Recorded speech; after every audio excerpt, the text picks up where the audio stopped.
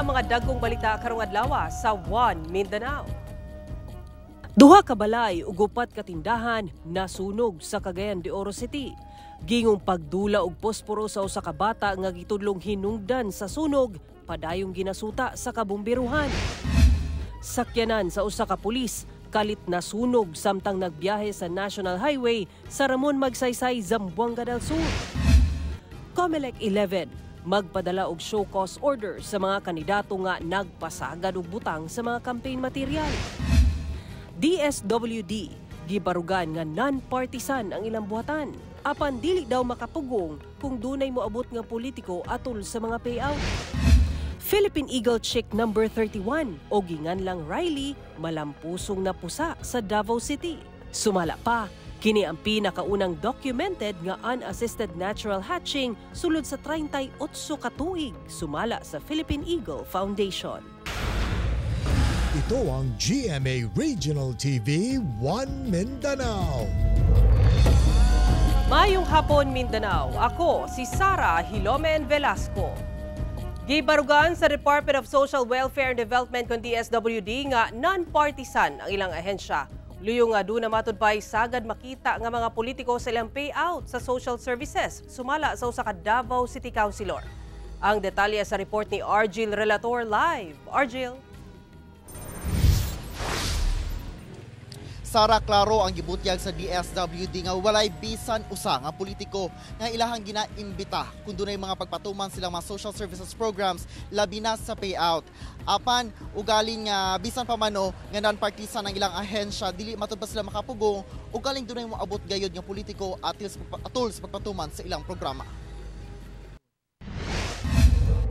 Sa pag-atubang sa representante sa DSWD 11 sa Davao City Council, gipaabot ni Councilor Diosdado Mahipos Jr. ang presensya sa mga politiko sa ginapahigayon nga payout sa social program sa DSWD sama sa AKAP. Busa, gituki ang polisiya sa DSWD sa pagpatuman sa mga programa, labi na sa pagpahigayon ug payout.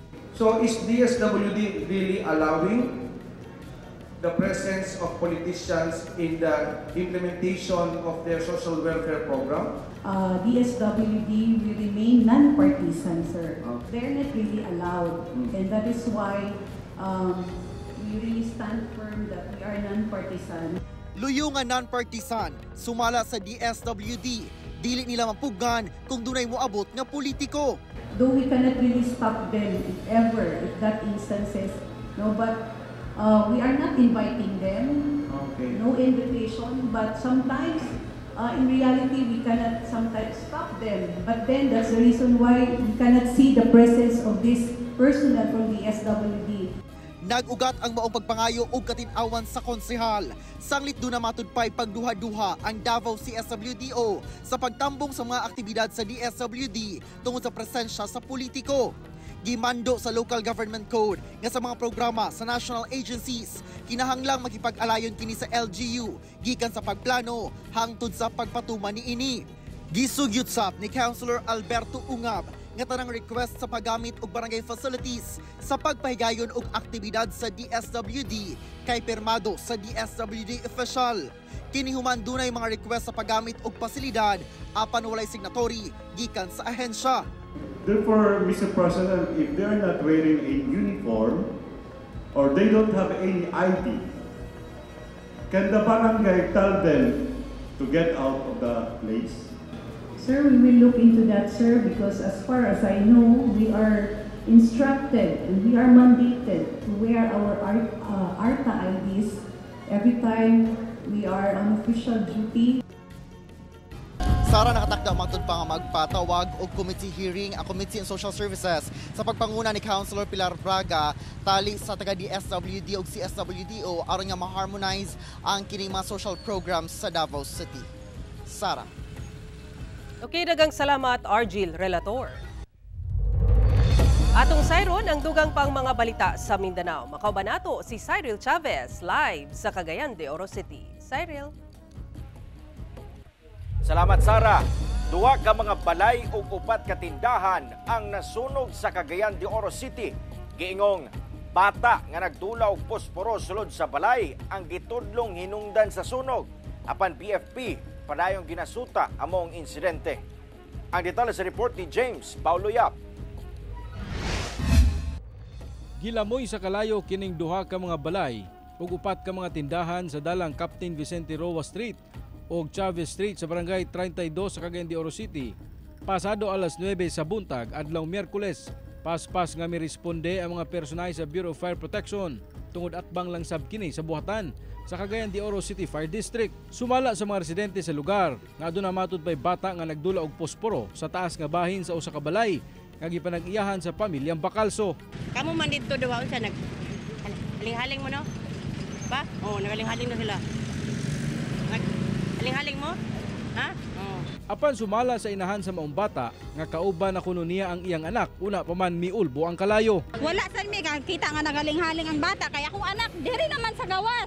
Gama lang sa light materials ang duha ka mga balay busa paspas kini nga gilamoy sa kalayo. Hinuon partially damaged lang ang upat ka mga tindahan nga tapad sa maong mga balay. Gibana-bana ang nasa 6,000 pesos ang structural damage sa maong sunog. Di pa na ito ma-confirm kung sa hinungdan kay base sa katong tag-iya, doon na daw ni buto. Ato pang palawman atong investigasyon kung sa kuan nato. Ato sanang kahulatan nato kung sa result sa ato ang pag-analyze atong debris kay padala pa man nato sa laboratory. Kauban si Makoy Sempron, James Paulo Yap, 1 Mindanao. Usa ka sakyanan ang nasunog sa Ramon Magsaysay, Zamboanga del Sur. Samtang duha ka balay ang naugdaw sa Sultan Kudarat Province ug sa South Cotabato. Ang detalye sa report ni Efren Mamak.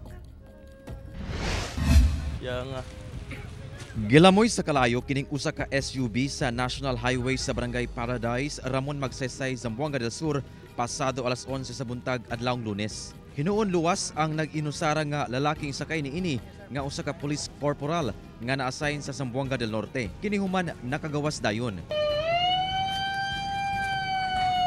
Hinuon na pakgangra ang kalayo diyang miresponde ang kabomberohan paglabay sa pipila ka minutos. Matud sa usa ka residente nga nakakita, ang maong sakyanan nag-aso-aso samtang nagdagan. Apan diyang mihunong, mibulwak ang aseite ug kalit nagdilaab ang sakyanan. Hinay ba ito sa namin sinyal ka mo akong overhead tapos nihunong sa kalit tapos paghunong niya bulwak kung asipin niya silalom sa iyang sakyanan o dito dahil sugod og dilaab. Sumala sa BFP Ramon Magsaysay, ana kuno sa 100,000 pesos ang danyo sa sunog. Sanglit usa kuno ka second hand ang maong sakyanan. Ginakuhaan pa sa GMA Regional TV 1 Mindanao og pahayag ang tag-iya sa sakyanan. Apan saysay niini sa kapulisan. Sumala sa iyang istorya sa mga sir na bigla na daw na imuhuan nga future ba nga nasunog na parang wire sir. Sa karon gikordon pa sa BFP ang maong sakyanan sanglit gipaubos pa kini sa investigasyon. Samtang nasunog ang usa ka balay nga duol sa usa ka gasoline station sa barangay San Felipe, Tantangan, South Cotabato. Pasado alas 12 sa hapon niadtong Martes. Gilayong napakgang sa kabomberuhan ang kalayo sulod sa 8 ka minutos. Wala ray naangol sa hitabo. Posibleng nag-overheat nga electric fan ang tinubdan sa sunog nga wala matud pa nabantayan sa caretaker. Nalagyan ng electric fan doon yung sunog na room. Possible na baka hindi na bunot yung plug ng electric fan. Nakalimutan ang overheat. Sa barangay Ala Esperanza sa Sultan Kudarat Province, naugdaw sab kining usa ka balay atol sa sunog niadtong Martes sab sa hapon. Hinuon walay naangol sa hitabo. Faulty electrical wiring ang giingong hinungdan sa sunog. Padayon pang investigasyon sa BFP. Kauban si Gary Balantay ug Bong Vicencio, Efren Mamak, 1 Mindanao. Pasintabi mga kapuso, sanglit sensitibo ang musunod nga balita. Usa ka lalaki sa Malitbog, Bukidnon ang giputlan og ulo sa usa ka magbuuma. Human niini maaktuhan nga gikawat ang iya mga tinanom nga mais. Suspect dali sab nga mitahan sa otoridad. Ani ang report. Wala nay ulo ug nagbuyod na lang sa salog. Kining patayng lawas sa usa ka 48 anyos nga lalaki. Human gitigbas-tigbas o gigulgol ang liog sa 35 anyos nga magkuumang sospek. Ang insidente nahitabo pasado alas 4 sa hapon adlawng Domingo sa sitio Tagbaay, Barangay Mindagat, Malitbog, Bukidnon. Sa investigasyon sa kapulisan, nasakpan matud pa sa suspetsado nga gikawat sa biktima ang iyang tinanom nga mais. Iya kining gisita o gigukod human misibat apan diyang iyang naabdan Dito niya kini gitigbas o giputlan og ulo. Gani gidala pa sa sospek ang ulo sa biktima ngadto sa kasagbutang bahin o gilabay. Actually, based on the report, aduna kay ang biktima aduna pay mga lain nga mga samad kinigbasan sa iyahang lawas aside sa katong pagkaputol sa ulo. Hinoon, mitahan sab gilayon sa mga pulis ang sospek. Ginasuwayan pa sa GMA Regional TV 1 Mindanao nga makuha ang pahayag sa sospek apan daan na kini nga miingon sa PNP nga dugay na siyang naglagot sa biktima tungod sa kapila ka higayon na kuno kining kapangawat sa iyang mais. Kasuko siguro no kay for several times nakawatan na pud kini siya, and at that time maugid niya na aktuhan ang maong biktima nga nangawat sa iyang mais. Bisan pa man sa pagtahan sa sospek, gibuhian sab kini sa kapulisan sanglit mismong banay sa biktima ang miatras sa pagpasaka og kaso. Importante gihapon kaayo nga dili nato ibutang ang hustisya sa ato ang kamot kay nay at times nga agrabyado kita, but because kay ato ang ibutang ang hustisya no sa ato ang mga kamot, pwede pud kita makasuhan dito. Kauban si Jaybert Pairat, Cyril Chavez, 1 Mindanao. Malipayong gianunsyo sa Philippine Eagle Foundation ang pagkapusa sa ika-31 nga piso sa agila. Napusa matud pa ang itlog niadtong January 16 sa National Bird Breeding Sanctuary sa Barangay Eden sa Davao City ug gipanganlan kining Riley. Anak kini sa mga agilang sina Sinag ug Dakila. Si Riley matud pa ang labing unang na document nga unassisted natural hatching nga nadungan sab sa ika-38 nga anibersaryo sa Philippine Eagle Foundation. Padayon matud pa ang pagtubo sa maong agila ug nakatakda na kining ibalhin sa mas dako nga nest nga haum sa iyang gidak-on. Sumala sa Philippine Eagle Foundation, si Riley nagasimbolo sa paglaom ug nagpahinumdom sa panaghiusa sa pagpanalipod sa kinaiyahan.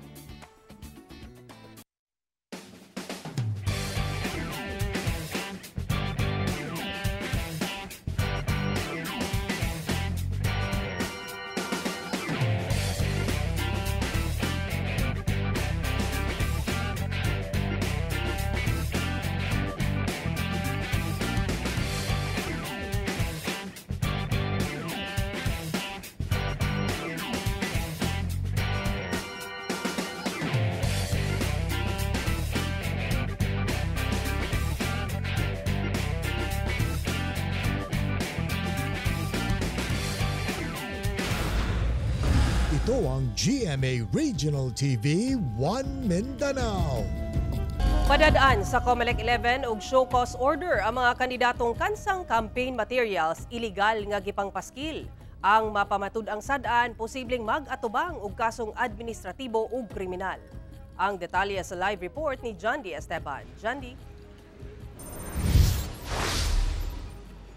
Sara, una ni Ana, magpadala og show cause order ang COMELEC 11 ngadto sa mga kandidato kan sa mga campaign materials na butang gawas sa common poster areas. Atong sayron.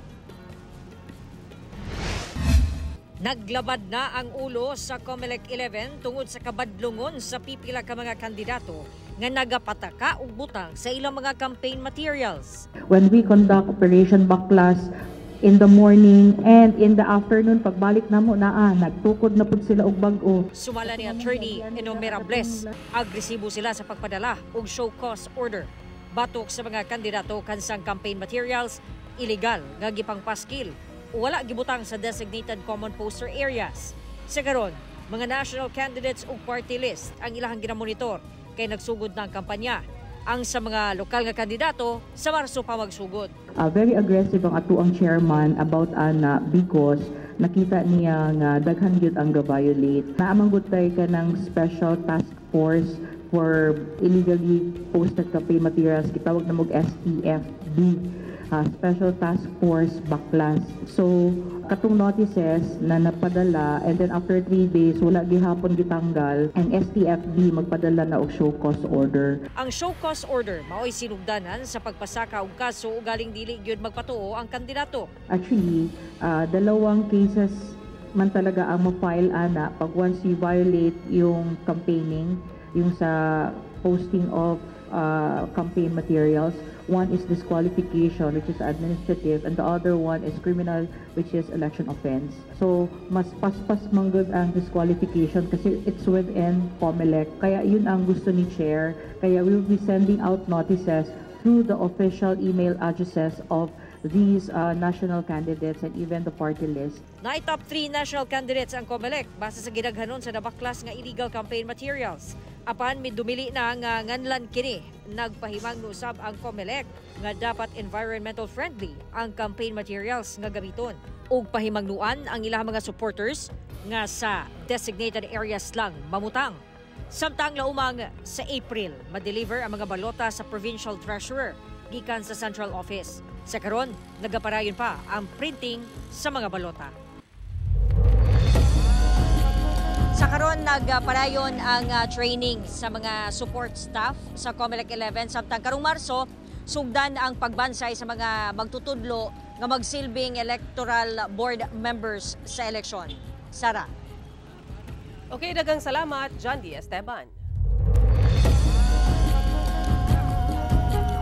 Patay ang usa ka 47 anyos nga lalaking motocross enthusiast human gipusil sa wa pa mailing suspect samtang naga-trail sa usa ka bukidong bahin sa Dato Odin Sinsuat, Maguindanao del Norte.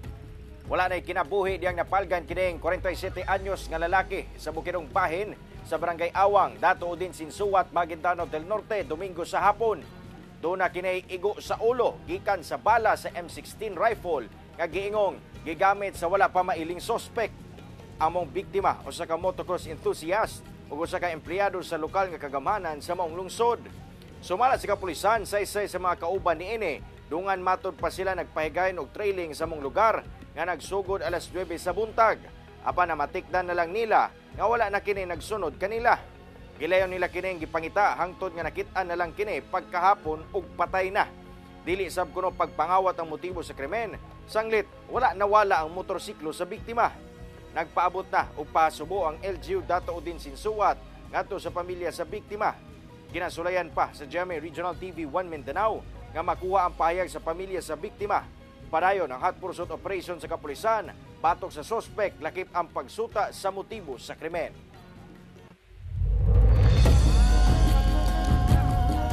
Usa ka mag-uuma og sibuya sa Bukidnon nanawagan og tabang aron mabaligya ang iyang tanom nga 2 ka ektaryang sibuyas dahon. Nasayran nga sobra-sobra ang supply niini karon sa merkado. Ano ang report ni James Paulo Yap? Basig nga iganahan og mo palit or naay kay balan nga buyer or buyer gid siya ning sibuyas taonan. Nangita mi og buyer para sa among sibuyas, guys. Kini ang panawagan sa mag-uuma og sibuyas nga si Charm Pasian sa sitio Kubayan, Kibinton, impasugong Bukidnon. Ang ilang tanom kuno nga sibuyas dahon hapit na matud pa mag-overdue ug wala pa ma-harvest tungod wala kuno'y buyer. Dugang niya nga halos 2 ka ektarya kuno nga sibuyas dahon ang ilang gitanom ni adtong Disyembre. Kunasa ni kapital sila og 180,000 pesos. Ay atong una naay kampasar dire pero karon wala sila nagkuha. Basin tungod sa kadaghan tapos barato pod. Nasayran nga halos nagdungan og pananom og sibuyas dahon ang farmer sa impasugong og naulahi pag-harvest ang sibuyas ni Pasian. Hinungdan nga wala na kini makompra sa ilang mga broker tungod sa bagang supply. Sa karon naglaom gihapon si Pasian nga mabaligya pa ang maong mga sibuyas dahon sa pamasin nga mabalik ang iyang puhunan. Hinuon nakaabot na sa buhatan sa Department of Agriculture 10 ang maong problema aduna sab kuno'y pagsaka sa supply sa spring onions sa merkado karon. Ginapaningkamutan sa DA10 og impasugong Agriculture Office nga mapangitaan og buyer ang maong mga sibuyas aron matabangan ang maong mag-uuma. Sila ang magkuhan direct lang mi sa area kay wala mi masakyan. Isa ang problema na ining sakyanan. Ako si James Paulo Yap. 1 Mindanao.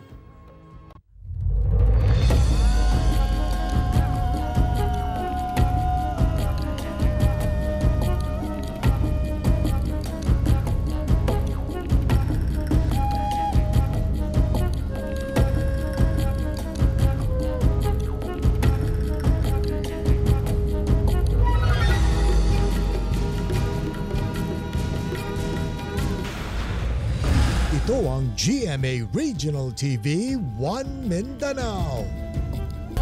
Gipasabot sa Davao Light and Power Company nga buot nilang makig-partner sa Northern Davao Electric Cooperative o Nordeco ug galing mapasar na ang balaod nun nga palapdan ang ilang franchise area nga ginaserbisyuhan sa kooperatiba. Ani report ni John D. Esteban. Dili takeover apan partnership. Kini ang buot ipaabot sa Davao Light and Power Company sa Northern Davao Electric Cooperative o Nordeco. Taliwala sa parayong pagsupak sa Nordeco sa balaod nun nga nagkanayong palapdan ang franchise area sa Davao Light, sa Davao del Norte o pipila ka lugar sa Davao de Oro nga kasamtangang ginaserbisyuhan sa maong kooperatiba. Really want to partner with Nordeco kung mapas magini siya. It's not dili amo ang tumong no nga automatically i-display sila or have that tension, dili inana. Provided in the bill is to look at their existing employees. We will prioritize the hiring within the organization. The power suppliers also, they will be given priority and preference. Dili ni siya take over in a way. Kuha ni siya partnership, more on partnership. Niadtong Pebrero 4, nagrally ang Nordeco sa Tagum City aron ipalanog ang pagsupak sa balaod nun. Sumala nila, mas musaka ang bayad sa kuryente o galing ang Davao Light na amo serbisyo. Butang nga una ng gihimakak sa Davao Light. Daan ang giingon sa Nordeco nga nagpadala na sila og suwat kang President Ferdinand Bongbong Marcos Jr. aron ipadayag ang mga legal concerns sa balaod nun ug ang epekto niini sa ekonomiya. Kay numduman nga ang susamang balaod nun napasana kaniadto apan givito ni PBBM. Giduso kini pagbalik tungod sa daghang reklamo sa mga konsumante batok sa sumala pa way tarong nga serbisyo. Ginato ang tumong, di ba? I mean, who would not want kanang maayo nga serbisyo, cheaper power, and then more reliable power for us to be able to help develop our cities, our communities. Kauban sa bebot kahes sa kamera, John D. Esteban, 1 Mindanao. Halos 2,000 ka mga job seeker ang misalmot sa Mega Job Fair sa Tagum City sa Davao del Norte nga gitambungan ni President Ferdinand Marcos Jr. Ang detalye sa report ni Efren Mamak.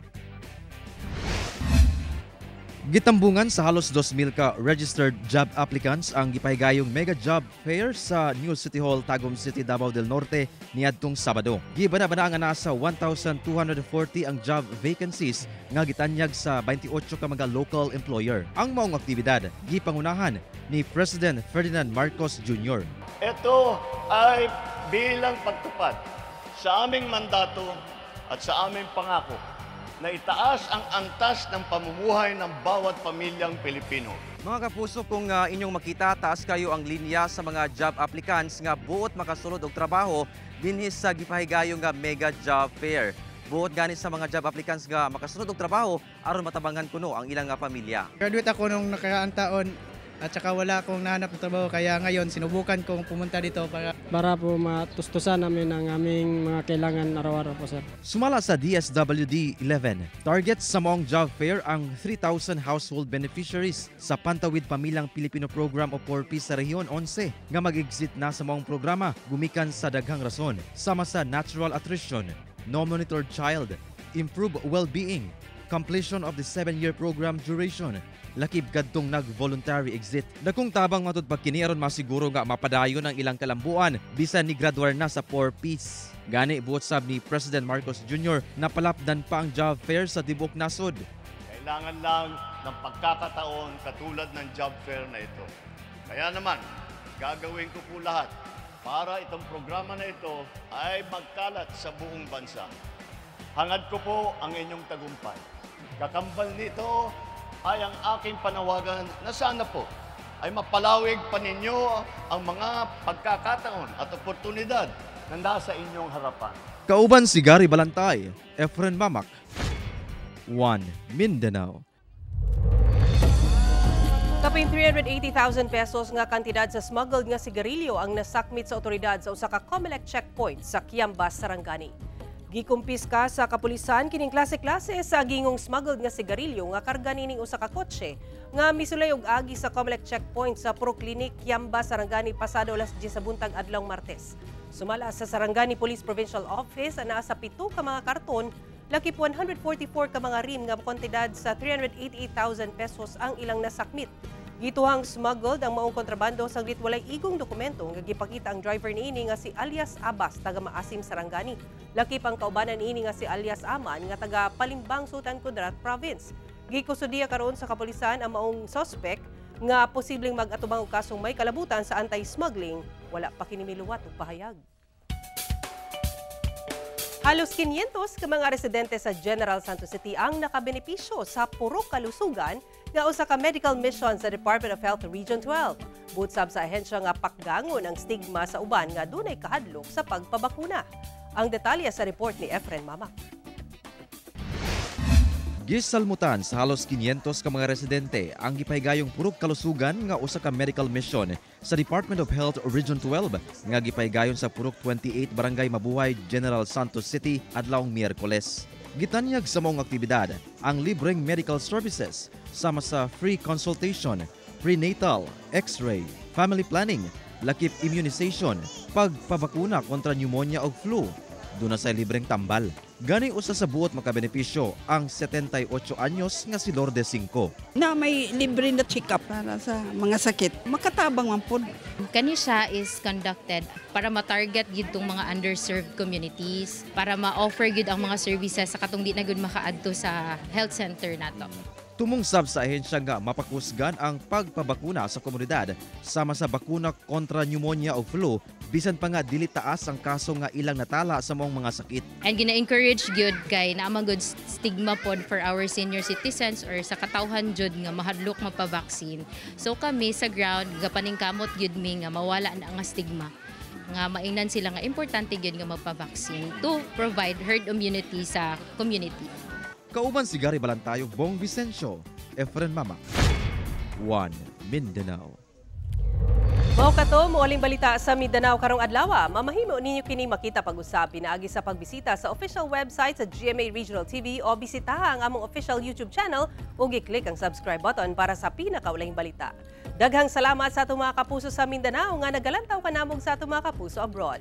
Padayon lang sa pagtutok sa mga lokal nga balita matag adlaw tungod sa GMA Regional TV, Local News Matters.